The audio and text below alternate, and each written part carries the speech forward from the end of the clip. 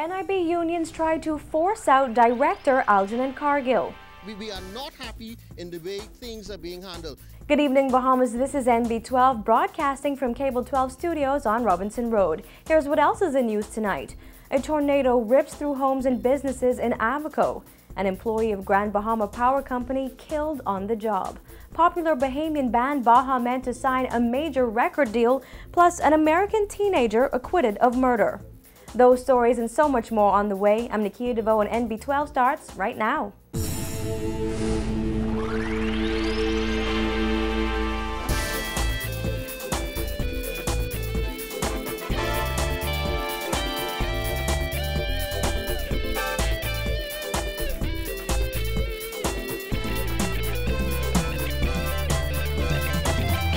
Thanks again for joining us here at NB12. The two unions that represent senior staff and line workers at the National Insurance Board banded together at the polls this morning. Union members participated in a vote of no confidence in NIB Director Algernon Cargill, but Cargill says he isn't fearful of being forced out.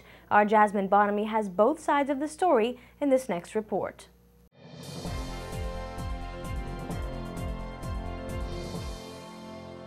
Hundreds of NIB workers headed to the polls this morning to cast their votes on how they feel about leadership at the National Insurance Board. And it turns out that it wasn't just workers from New Providence, but union officials say workers from across the country cast their votes.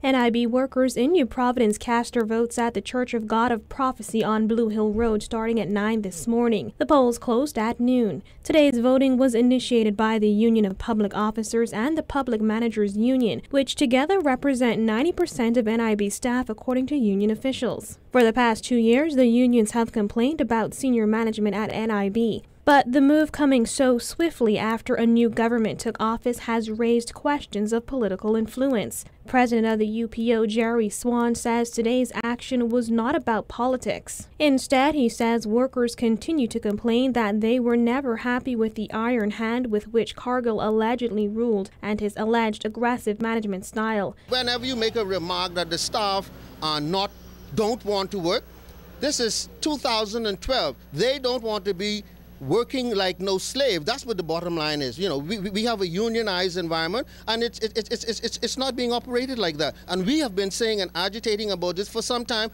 Nobody seemed to want to take the matter in hand. It's a very serious matter. Very serious matter. We are not happy in the way things are being handled. Cargill spoke to our news team this morning over the phone, defending the progress made at the National Insurance Board under his leadership. Cargill insisted that the director of NIB is not a politically appointed post. The NIB director added that he was not afraid he would be forced out of a post he has held under successive governments. Still, union leaders are optimistic that if the vote goes their way, they may get substantive evidence that much of the staff is simply fed up. Swan called this morning's vote a polling exercise. Based on the fact that they have been agitating, we thought it fitting from the union perspective to hear their cry and do a polling as such, because we had been asked by the powers what percentage of the staff seem to not be satisfied with the way the board has been moving under the leadership of the executives that we are now dealing with. And we were not in the position to intelligently give a reply in terms of figures, counts. So we thought it fitting to just get together, find out exactly what we are, so when the question is asked, we would be in the position to answer it intelligently and with facts.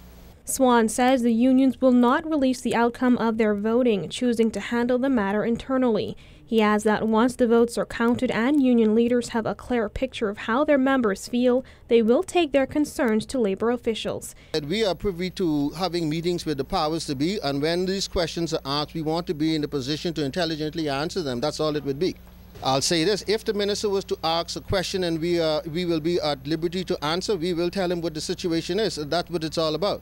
The National Congress of Trade Unions of the Bahamas, which is the umbrella union under which the PMU falls, helped supervise this morning's vote.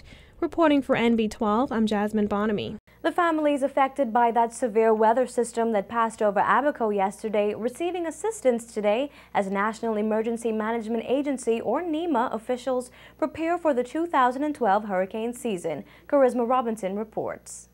Officials of the National Emergency Management Agency, or NEMA, on the ground in Abaco today assessing damage following that unconfirmed tornado that was reported yesterday. NEMA officials confirming with reporters today that 3 Murphytown families had to seek shelter after yesterday's unconfirmed tornado. The severe weather system reportedly passed over the Murphytown settlement around 3 p.m. after the Met Office had sent out warnings of caution. Days ahead of the event, which took place in Abaco, we would have severe weather or severe thunderstorm warnings issued for the Bahamas. Certainly, and we would have itemized or named the islands, the potential islands to be impacted. Because of the amount of moisture and heat energy emanating from the Gulf of Mexico and the Caribbean Sea combined, that's tend to give impetus or give rise to the occurrence of what we were seeing in the last few days here. As NEMA's director, Captain Stephen Russell, and his team assessed the damage on that settlement, Chief Welfare Officer of the Department of Social Services, Ernestine King, says those families were assisted with emergency housing. The directors down there actually getting more information as we speak. What we do not like to do is to just give information and give erroneous information. It's called going back to do your checks and balances. So on the basis, we know that we did have 3 homes that were damaged, 3 families that were displaced, and we didn't have any injuries, we didn't have any deaths. That's the main thing. Now from there, we go back and do details. What actually happened, which homes, who it was, and what is it that social services actually did? A low-pressure system hovering near the country has a 70% chance of developing into a tropical storm by Sunday. However, once that system is formed, it is expected to move slightly towards the west, but it appears as if the Bahamas will not be in any particular threat. Though meteorologists expect this hurricane season, which begins on June 1st, to be below average, NEMA wants residents to prepare themselves for possible hurricanes and storm damage. We expect relatively about 10 named storms this year, 6 of which we anticipate becoming of hurricane strength. Out of the 6, we expect about 2 to become a significant or category 3 or higher. That is 110 miles per hour or stronger. NEMA's operations manager, Gail Munker, says the agency has put in place a number of measures to enhance its disaster management plan. However, she says there is always room for improvement when it comes to communication. Usually in any disaster, one of the challenges everyone would normally have is communications, because usually sometimes your communications is knocked out. Therefore, you want to have those islands, or you want to have those different agencies in a position where they would be able to manage on their own until communication comes back up. Even though we have every plan in what we call in place, where you look at redundancies, there's still a situation where you might have no communication for a short period of time. The Department of Social Services has been conducting shelter inspections throughout the Bahamas over the past month to ensure that they are ready. A list of shelters will be compiled and released shortly. Now, NEMA's Disaster Preparedness Week will kick off on June 3rd with a church service. Reporting for NB12, I'm Charisma Robinson. An employee of the Grand Bahama Power Company was killed on the job. The company released a statement to the media today reporting that Arnold Adderley succumbed to injuries he sustained yesterday. The company has not released the cause of Adderley's death, but did say that GBPC and Emera are conducting a full investigation to understand what happened and to ensure the safety of all employees. Grand Bahama Police confirmed Adderley's death was the result of an industrial incident, but could not provide any more details. The power provider said it is a very sad day for the company and for all the employees. Up next, an American girl accused of killing her mother is acquitted. Plus, we'll tell you more about the National Security Ministers meeting with the Prison Officers Association. I want to thank the chairman of the Staff Association, who very forcefully pointed out to me many of the inadequacies. Stay tuned for those stories and more. Over the years, the government has taken bold steps to protect the Bahamian environment. Recently, with the support of thousands of Bahamians, sharks were given permanent protection in Bahamian waters. We would like to thank our fellow Bahamians and the government for supporting healthy oceans for our future.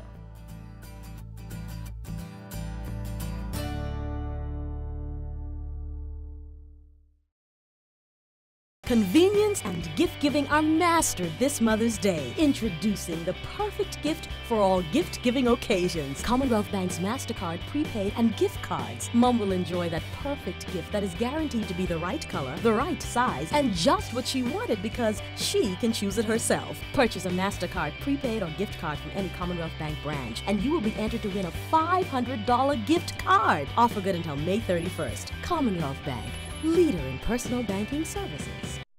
NASA NWA Wrestling is back. The invasion of the NWA Ring Warriors. 8 big matches. 2 top competitors. Darkchild, Chance Prophet versus the 7-foot Titan Giant. Bound for the NWA Ring Warriors Bahamas Championship. See tag team matchup. Red Devil Russian team up against VIP Cassidy Riley. Second generation superstar West Briscoe from the Briscoe clan. In the ladies matchup, Santana Garrett versus Angel Rose. King of Florida, Francisco Ciazzo. Plans to be down on TNA star Jesse Neal. Pablo Marquez versus JT Fly. Out of retirement, the Haitian sensation Tyree Price versus heavyweight champion, the Tokyo Monster Capegas. A night of professional wrestling at the Candlelight 6 Gym, Wednesday, May 30th. Gates open 7 p.m. Tickets in advance, 20 general seating. Ringside 35 and kids under 12, only 10. Available now at Sports Radio 103 Dugard Plaza, Palmdale, or Twin Brothers on Arawak Key. For info, telephone 676-4227.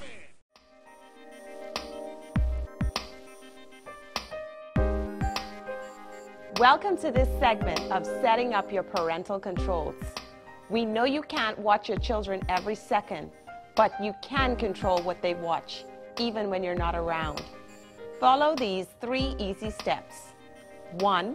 On your remote, press the menu button to get to the general settings on your screen. 2. Use the up, down, left, right buttons on your remote to activate parental controls. 3. Enter your 4-digit PIN. Now you can block the programming by channels or ratings, or you can block the programming by hiding the titles. Be in control of what your children watch on TV. Thanks for watching. We're happy to help.